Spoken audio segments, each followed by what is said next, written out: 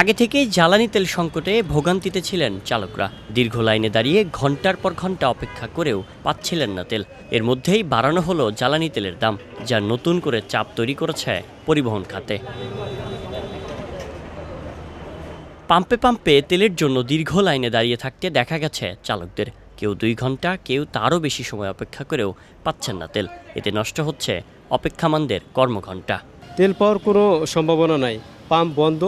আমরা কতক্ষণ থাকবো এভাবে আমরা বুঝতে পারছি না যে হ্যাঁ তেলের দাম বাড়ছে, লিটারে 20 টাকা করে বৃদ্ধি হয়েছে। তারপরেও আমরা তেল অনিশ্চিত, তেল পাবো না। এদিকে জ্বালানি তেলের দাম বাড়া নিয়ে চালকদের মধ্যে দেখা দিয়েছে মিশ্র প্রতিক্রিয়া। কেউ বলছেন দাম বেড়েছে কিন্তু তেলের সরবরাহ নেই, আবার দাম বাড়তি নিয়ে অনেকের মাঝে ক্ষোভ প্রকাশ করতেও দেখা গেছে। ভাই তেলের দাম বলতে কি, আমাদের জনসাধারণ তো বর্তমান কথার কোনো মূল্য নাই, আমাদের কথার কোনো ভিত্তি নাই। আমাদের তেল বাড়লে পরে সরকার যেটা করবে আমাদের সেটা মেনে নিতে হবে। সারাটা দিন মনে করেন কষ্ট করি, তারপরে যদি তেলটা না পাই চলে যাই, এত অনেক খারাপ। আবার গতকাল রাতে দামও বাড়াই দিছে, 120 টাকার থেকে 140 টাকা, এক দামে 120 টাকা বাড়াই দিছে। এটা উচিত হয় না। দাম তো ঠিকই পাচ্ছে, এটা আমাদের সমস্যা নেই, বাট এই যে ভোগান্তিটা হচ্ছে এটা যদি সরকার একটু বিবেচনা করে কেন ভোগান্তিটা হচ্ছে, দাম তো বাড়ছে, তাহলে তেলে তো মজুদ থাকা দরকার। এই জন্যে আমি প্রায় 8.5 ঘন্টা হয়ে গেল ভাইয়া।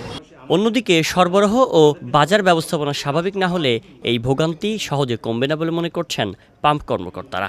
যতক্ষণ এই দীর্ঘ লাইন দেখা যাবে ক্যামেরার পর্দায়, ততক্ষণ এই দাম বাড়ালেও মানুষের যে প্যানিকেশন, সংকটের যে একটা দৃষ্টিভঙ্গি, সেটা বের হয়, সেখান থেকে আমরা বেরোতে পারছি না।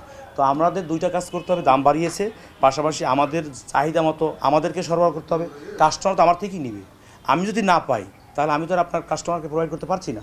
তো ওই জায়গা থেকে আমার সরবরাহ বাড়াতে হবে, আমিও কাস্টমার সরবরাহ যাতে বাড়াতে পারি, তাহলেই হয়তো এই সংকট মোকাবিলা বা এই যে দৃশ্যপটটা চেঞ্জ হবে। জ্বালানি তেলের দাম বাড়ার আগেই তেলের সংকটে ভোগান্তিতে ছিলেন চালকরা।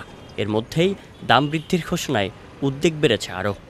সরকারের নির্দেশনা অনুযায়ী প্রতি লিটার 15 থেকে 20 টাকা দাম বেড়েছে জ্বালানি তেলের। এদিকে জ্বালানি তেলের দাম বাড়লেও সরবরাহ না থাকায় এখনও ভোগান্তিতে চালকরা। তাদের এখনও 7 থেকে 8 ঘন্টা পর্যন্ত অপেক্ষা করে তেল নিতে হচ্ছে। তাদের দাবি সরকার দাম বাড়ালেও যাতে সরবরাহ ঠিকঠাক থাকে, এমনটাই প্রত্যাশা করছেন তারা। এদিকে পাম্প কর্মকর্তারা বলছেন সরবরাহ বাড়ালে কিছুটা কষ্ট লাঘব হবে চালকদের।